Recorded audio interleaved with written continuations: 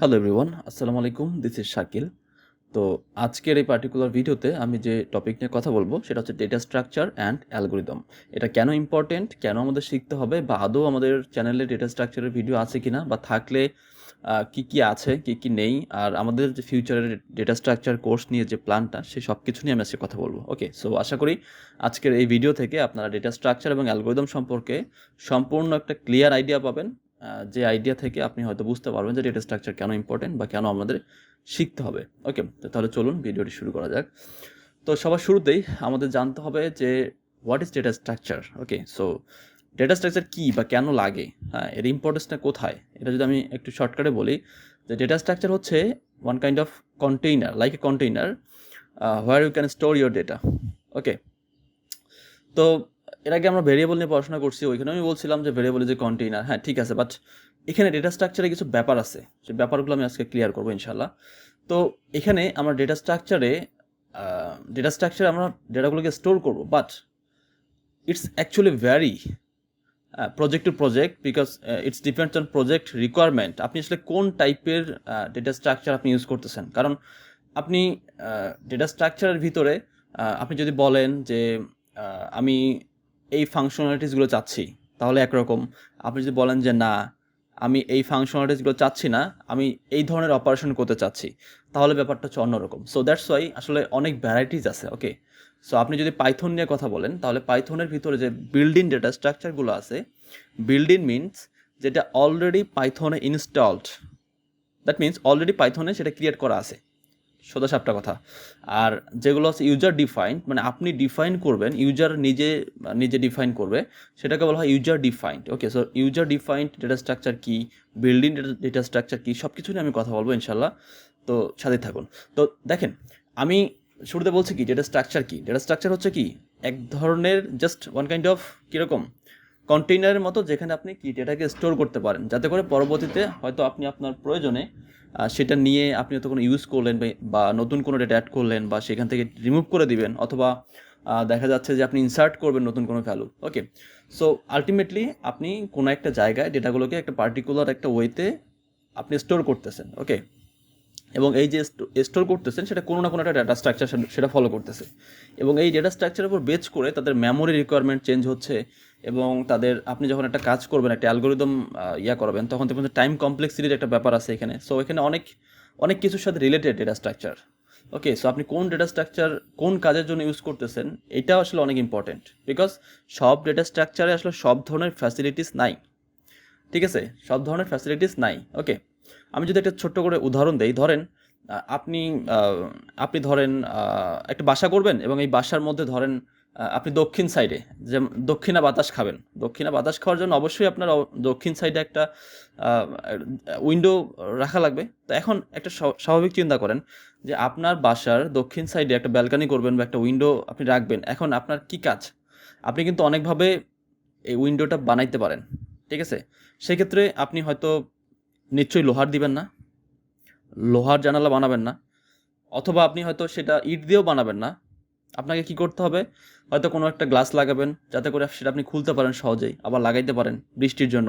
আবার হয়তো আপনি কাঠ দিয়ে বানাইতে পারেন। ওকে, তো সব কিছু, আবার আলো আসবে কি না এটাও একটা ব্যাপার। সো এই যে আপনি অনেক কিছু চিন্তা ভাবনা করতেছেন যে আসলে আমি কতটা ভারী হবে সেই জানালাটা, তারপরে আপনি আদৌ সেটা খুলতে পারবেন কিনা, আর খোলাটা আপনার জন্য সহজ হবে কিনা, কি দিলে আপনি সহজে খুলতে পারবেন, বা পর্যাপ্ত আপনি লাইট পাবেন কিনা সেখান থেকে, এই যে অনেক কিছু চিন্তা ভাবনা করতেছেন না, এই যে অনেক কিছু চিন্তা ভাবনা করে যে আপনি একটা কাজ করতেছেন, আপনি ডেটা স্ট্রাকচারের ক্ষেত্রেও ঠিক সেম। আপনি আপনার প্রজেক্ট রিকোয়ারমেন্টের উপর বেচ করে আপনি কোন ডেটা স্ট্রাকচার ইউজ করবেন। কারণ ধরেন আপনি আপনার বাসায় ইট দিয়ে জানালা বানাইলেন, এটা কি আদৌ খোলা যাবে, বা এটা কি আদৌ কি জানালা হবে, হবে না। বা আপনি লোহার জানালা আপনি যদি লাগান, তাহলে আপনি কি জানালা নাড়াইতে পারবেন, পারবেন না। তো এই যে জিনিসগুলো আপনি মাথায় রাখছেন, রাখার পরে একটা জানালা বানাইতেছেন বা জানালার একটা সিস্টেম করতেছেন, এই এই এই সকল প্রকার ক্যালকুলেশন আপনি যেভাবে চিন্তা করতেছেন, ঠিক সেম আপনি একটা প্রজেক্টের ক্ষেত্রেও ঠিক এভাবেই চিন্তা করতে হবে যে আপনি যে প্রজেক্টে কাজ করতে চাচ্ছেন, আপনার প্রজেক্টের ডেটাগুলো কীভাবে আপনি স্টোর করবেন, বা আপনি প্রজেক্টের মধ্যে দেখা যাচ্ছে যে আপনার মেমোরি রিকোয়ারমেন্ট কেমন হবে, স্পেস কমপ্লেক্সিটি কেমন হতে পারে। ওকে, দেন হচ্ছে আপনার টাইম কমপ্লেক্সিটি কেমন হতে পারে। সো সব কিছু মাথায় রেখে আপনাকে একটা কাজ করতে হবে, তাই না?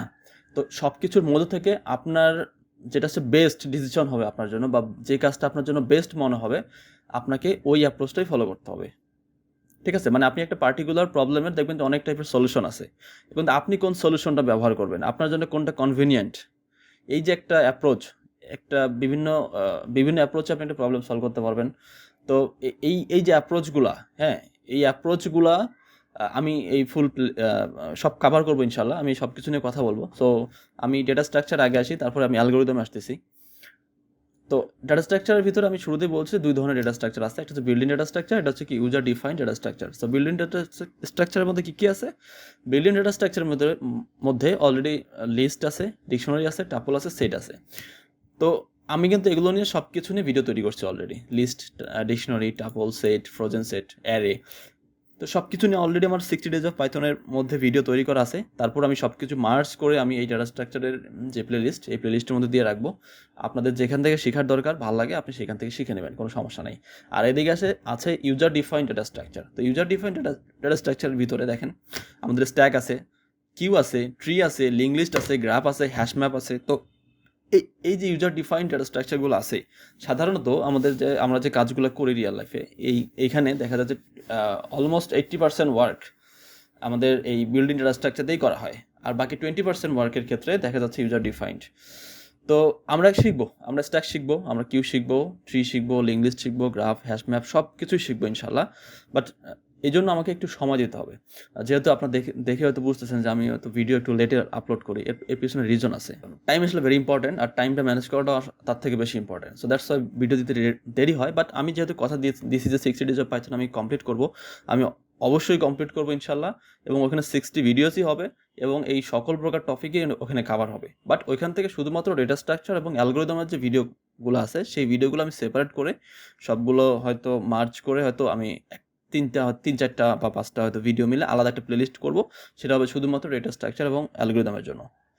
তো এটা তো গেল হচ্ছে ডেটা স্ট্রাকচার। তো ডেটা স্ট্রাকচার শুধুমাত্র যে পাইথন দিয়ে আপনি করবেন, এটা নট নেসেসারি। আপনি চাইলে দেখা যাচ্ছে আপনি শেখার জন্য সি দিয়ে করতে পারেন, সি প্লাস প্লাস। মোট কথা জেনারেল পারপোজ যে প্রোগ্রামিং ল্যাঙ্গুয়েজগুলো আছে, যেমন Python, C, Java, C plus plus, Ruby, Kotlin, হ্যাঁ, আরও অনেক প্রোগ্রামিং ল্যাঙ্গুয়েজ আছে। এই মুহূর্তে আমার আসলে সব কিছু মাথায় আসতেছে না।